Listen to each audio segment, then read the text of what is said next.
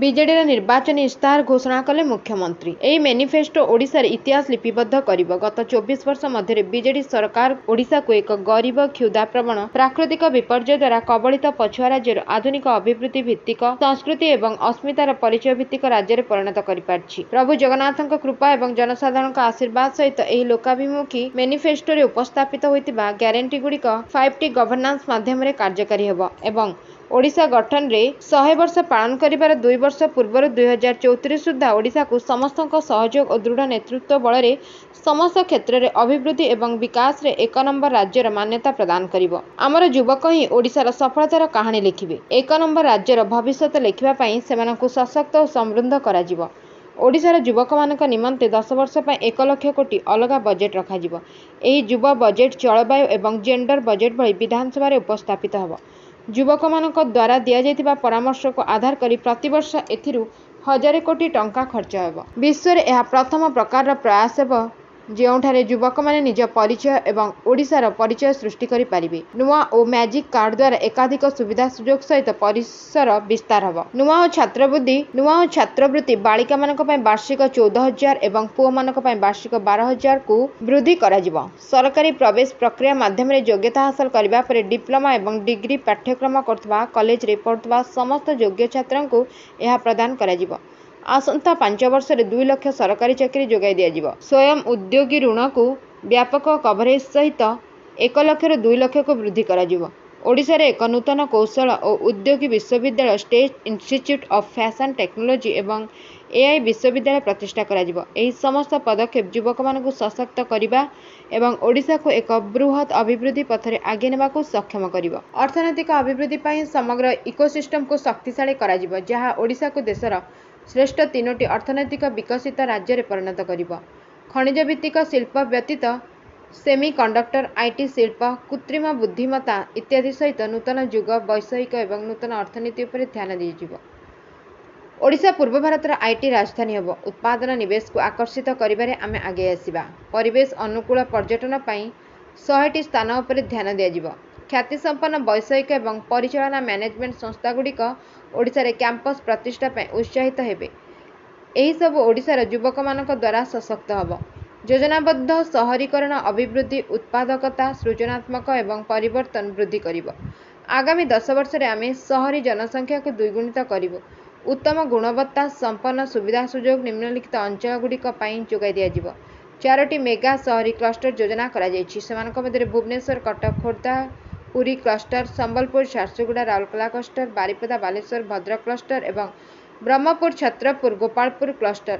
ଆମେ ମଧ୍ୟ 20ଟି ପ୍ରମୁଖ ସହର ବଲାଙ୍ଗୀର, କୋରାପୁଟ, ଜୟପୁର, ବରଗଡ଼, ରାୟଗଡ଼ା, ଭବାନୀପାଟଣା, ପାରାଦୀପ, ଢେଙ୍କାନାଳ, ଯୋଡ଼ା, ବଡ଼ବିଲ, କେନ୍ଦୁଝର, ଅନୁଗୁଳ, ମାଲକାନଗିରି, ନବରଙ୍ଗପୁର, ପାରଳାଖେମୁଣ୍ଡି, ଫୁଲବାଣୀ, ବୌଦ୍ଧ, ସୋନପୁର, ଦେବଗଡ଼, କେନ୍ଦ୍ରାପଡ଼ା ଓ ନୟାଗଡ଼କୁ ବିକଶିତ କରିବୁ। ଏହି ସହରୀ କ୍ଲଷ୍ଟରଗୁଡ଼ିକ ଚାହିଦା ସୃଷ୍ଟି କରିବ ଏବଂ ଅର୍ଥନୈତିକ ଅଭିବୃଦ୍ଧିର କେନ୍ଦ୍ର ହେବ।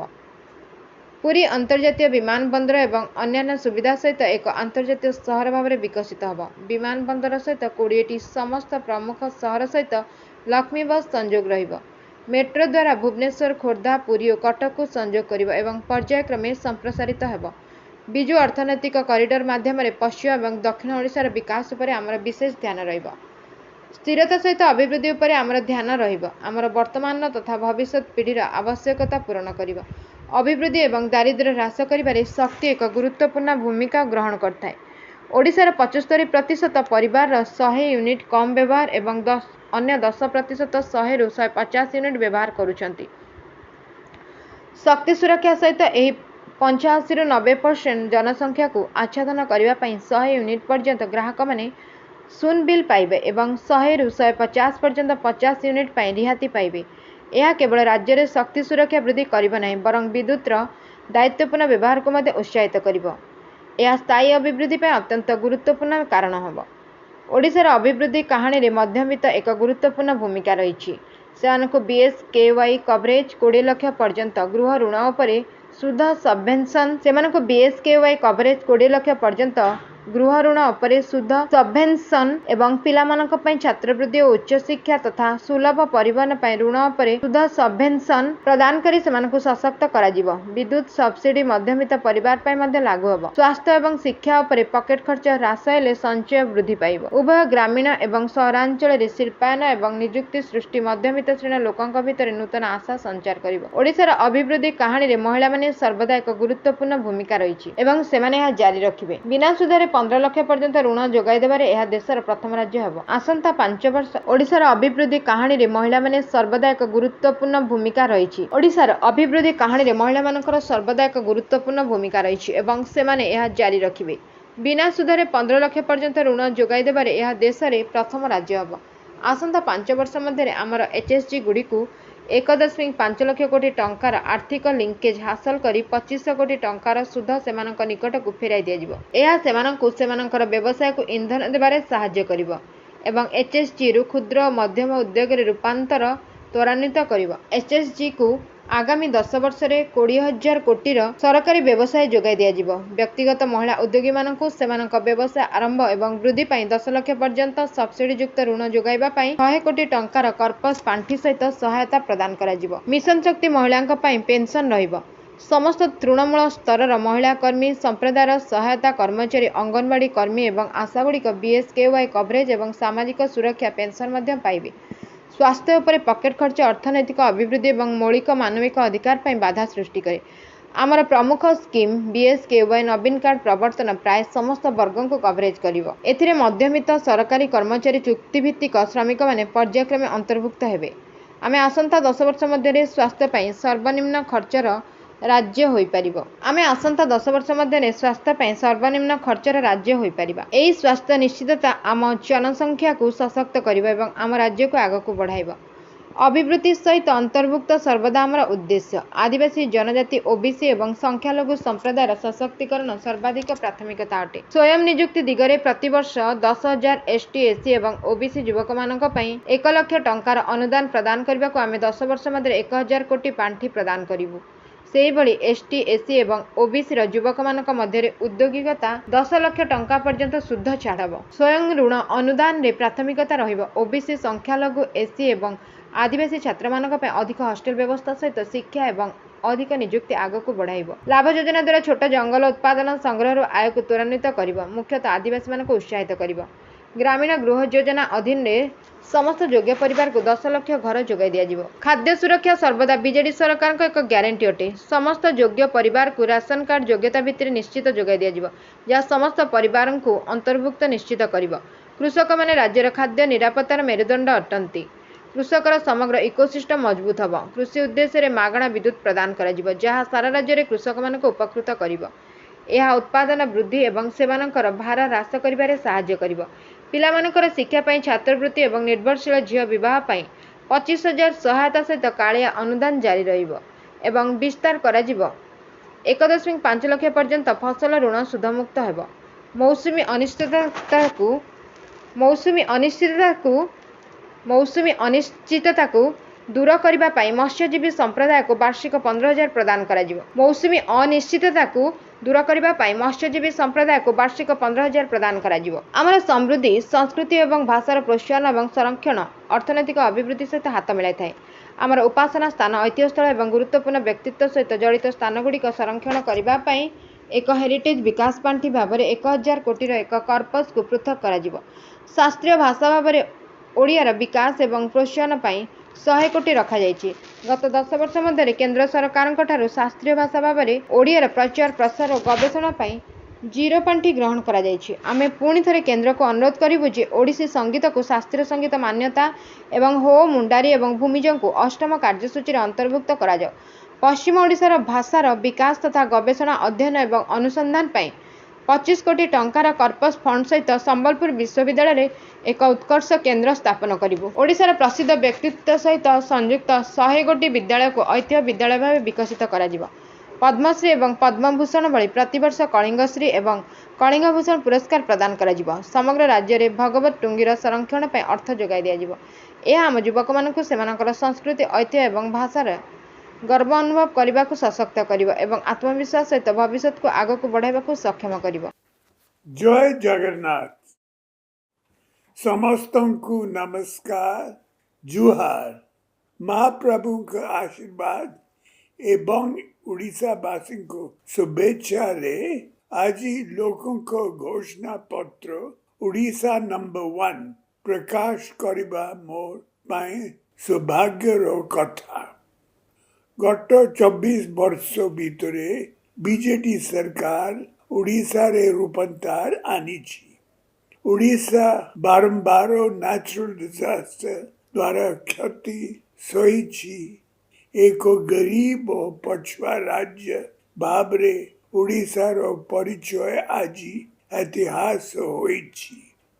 आजिर ओडिशा एक आधुनिक ओडिशा विकासमुखी ओडिशा तार संस्कृति और परंपरा सह गभीर भावरे जोड़ी होई रहिथिबा एक इनक्लूसिव ओडिशा।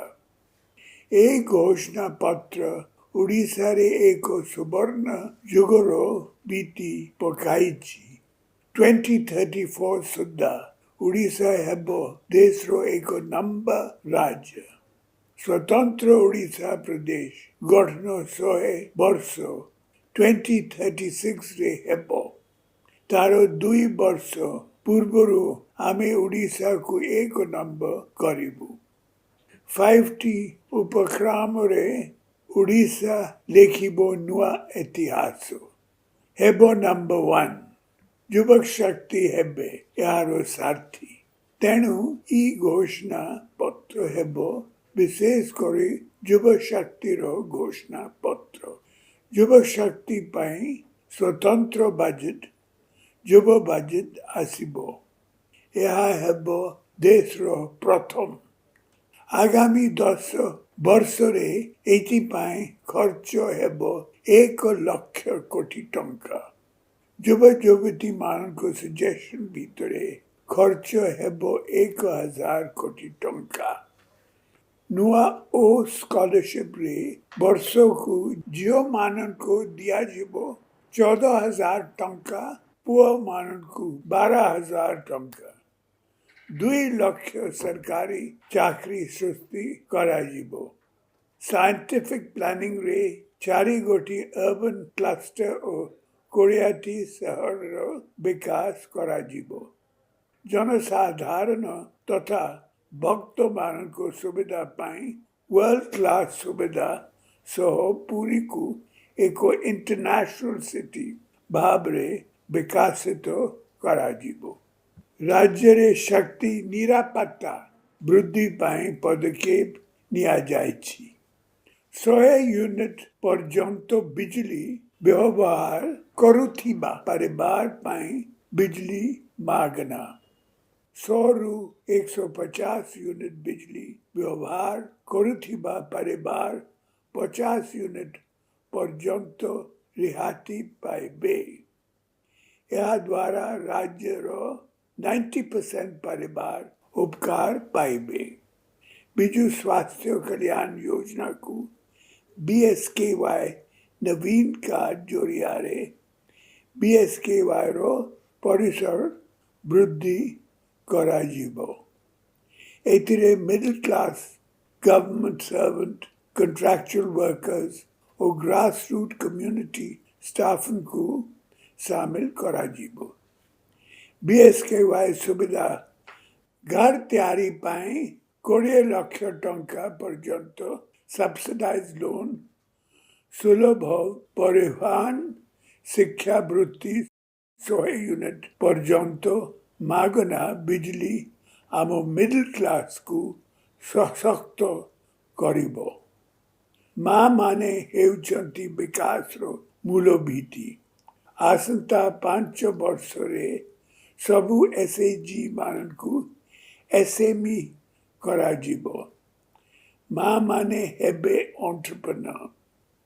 एतिपाई आगामी 5 वर्ष रे 1.5 लाख कोटी टंका ऋण जोगाई दियाजिबो।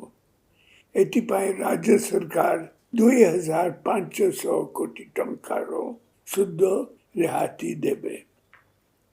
सेही परी आगामी 10 वर्ष रे मिशन शक्ति माननकु 50,000 कोटी टंकार गवर्नमेंट बिजनेस दियाजिबो 15 लक्ष टंका पर्यंत जीरो इंटरेस्ट लोन दियाजिबो मिशन शक्ति मां माननकु पाई पेंशन व्यवस्था कराजिबो मां माननकु इंडिविजुअल एंटरप्रेन्योर करिबा पाई 100 कोटी टंकार एक कॉर्पस फंड कराजिबो ग्रास रूट रे काम करुथिबा सबु मां माने बीएसकेवाई सुविधा सह सोशल सिक्योरिटी पेंशन मध्य पाइबे समस्तंकु सामिल करी विकास को आगाई नेबा आमरो नीति आगामी 10 वर्ष मध्य एसटी एससी ओ ओबीसी युवक युवती माननकु एंटरप्रेन्योर करिबा पाई 1,000 कोटी टंका खर्च कराजिबो एथिपाई शुद्ध रिहाती 110 लक्ष टंका पर्यंत एंटरप्रेन्योर लोन दियाजिबो ग्राम अंचल सबु योग्य परिवार को घर जोगाई दियाजिबो एथिपाई 10 लक्ष घर निर्माण कराजिबो कृषि क्षेत्र रे इन्वेस्टमेंट को इनकरेज करिबा पाई चाषी को मागना बिजली मिलिबो बिना सुध रे 1.5 लक्ष टंका पर्यंत फसल ऋण मिलिबो विरति समय रे सबु मत्स्यजीवी माननकु 15,000 टंका दियाजिबो राशन कार्ड पाई नोथिबा सबु एलिजिबल बेनिफिशियरी को राशन कार्ड जोगाई दियाजिबो 1,000 कोटी टंकार हेरिटेज डेवलपमेंट फंड आरंभ कराजिबो ओडिया भाषार विकास पाई 100 कोटी टंकार ओडिया शास्त्रीय भाषा पांठी गठन कराजिबो पश्चिम ओडिशार भाषा गुड़िकर विकास पाई संबलपुर यूनिवर्सिटी रे एक सेंटर ऑफ एक्सीलेंस प्रतिष्ठा कराजिबो गवेषणा और विकास पाई 25 लक्ष टंकार कॉर्पस फंड कराजिबो नुआ सरकार रो प्रथम कैबिनेट मीटिंग रे एही रेवोल्यूशनरी मैनिफेस्टो को ओडिशा सरकार को नीति भाव रे ग्रहण कराजिबो एया हेबो मोर नवीन 5T guarantee मैनिफेस्टो रो प्रति प्रॉमिस टाइम बाउंड मैनर रे पालन कराजिबो लक्ष्य ओडिशा देश रो 1 नंबर राज्य भावरे गड़िबा ता सहित युवक शक्ति को एम्पावर करी से मान को आशा को पूर्ण करिबा और सपनों को साकार करिबा दिगरे एही मैनिफेस्टो हेबो तारा guarantee Bande Utkal Janani bureau report Ekamra news agency.